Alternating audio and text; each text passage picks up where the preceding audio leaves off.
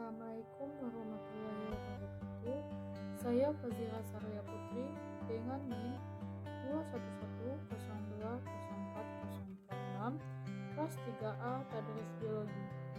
Di sini saya akan menjelaskan tentang tugas ekologi tumbuhan yang ke-10, yaitu tentang organisasi populasi dengan dosen pengampu Bapak Hendra Ladirman, SSI MPD.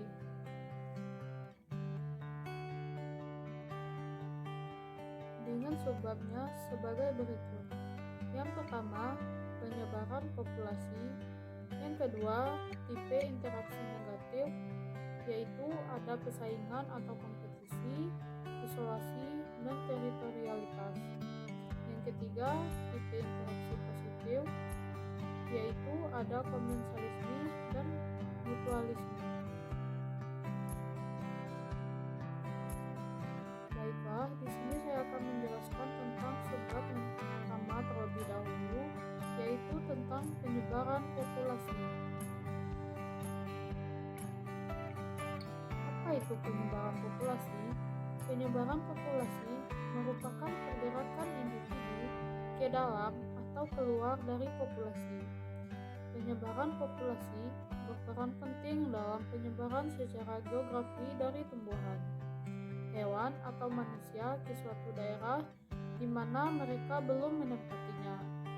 Penyebaran populasi dapat disebabkan karena dorongan mencari makanan, menghindarkan diri dari predator, pengaruh iklim, terbawa air atau angin, kebiasaan kawin, dan faktor fisik lainnya.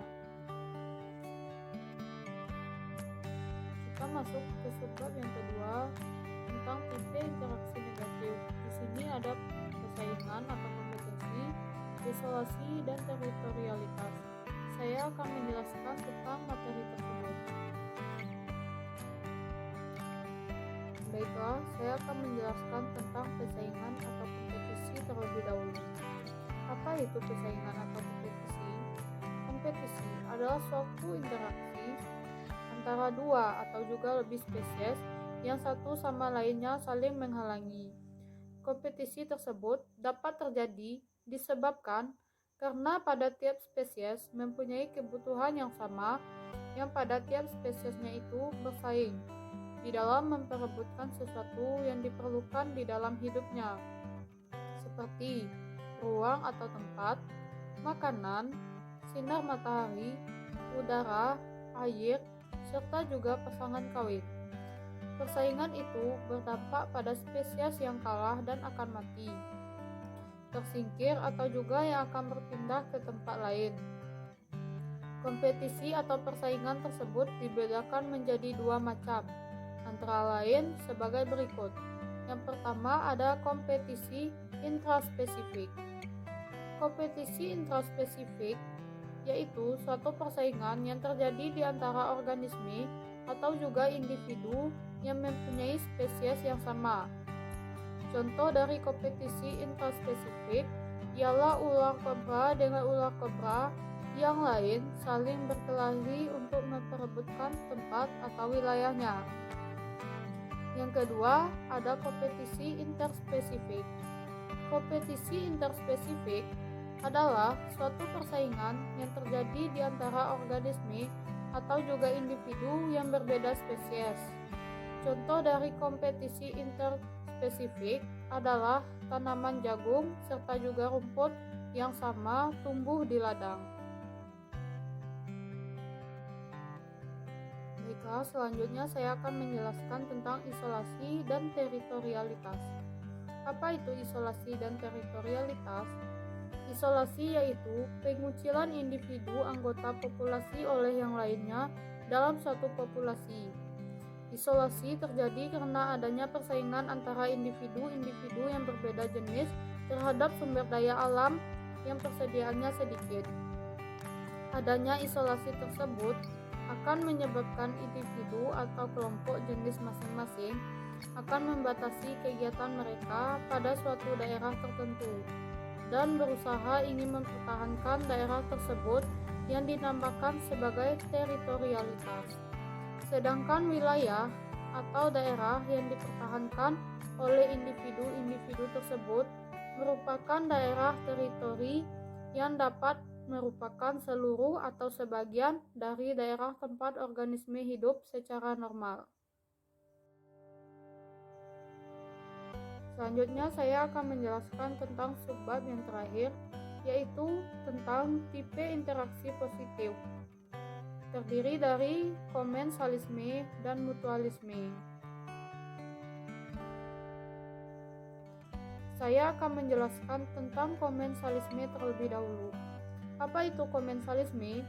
Komensalisme adalah suatu interaksi atau juga hubungan antara dua atau juga lebih spesies yang mana salah satu pihak diuntungkan serta juga spesies yang lain tidak dirugikan. Contoh dari komensalisme adalah tumbuhan paku serta anggrek yang hidupnya menempel di pohon. Contoh interaksi antara tumbuhan epifit dengan inangnya. Tumbuhan epifit artinya tumbuhan yang menempel pada bagian luar tumbuhan lain. Tumbuhan yang menempel itu tidak merugikan tumbuhan yang ditumpangi atau disebut dengan komensalisme. Contohnya, tumbuhan paku-pakuan dan anggrek yang tumbuh pada ranting atau batang pohon tumbuhan yang berkayu. Dan terakhir, saya akan menjelaskan tentang mutualisme. Mutualisme adalah suatu interaksi atau hubungan di antara dua spesies atau juga lebih yang pada tiap pihak mendapatkan keuntungan dari adanya saling membutuhkan yang sifatnya itu wajib. Contoh dari mutualisme adalah Lycaen yang merupakan suatu mutualisme di antara jamur dan cyanobacteria. Interaksi mutualisme adalah interaksi yang berpengaruh positif pada kedua spesies sebagai akibat dari kebersamaan mereka. Interaksi yang saling menguntungkan sering disebut simbiosis, tetapi juga disebut protooperasi atau mutualisme. Pengaruh mutualisme terhadap naisi utama. Mutualisme merupakan interaksi yang memerlukan kedua anggota interaksi menempati komunitas-komunitas di mana yang lain akan berada di luar naisi utama dari salah satu atau kedua anggota interaksi tersebut. Kemampuan bakteri dari genus Rhizobium mengikat nitrogen tanaman, biasanya legum, yang mana bakteri tersebut mempunyai bentuk hubungan mutualistik dapat terjadi pada kondisi nitrogen tanah lebih rendah dibanding nitrogen tanah tinggi. Begitu juga adanya Mycorrhizae, jamur yang berhubungan erat dengan akar beberapa tanaman, khususnya di daerah tropika, menambah persediaan nutrien tertentu bagi tanaman. Kehadiran semut pada spesies pohon asasia tertentu meningkatkan kemampuan asasia untuk tumbuh dalam pertumbuhan kedua vegetasi tropis.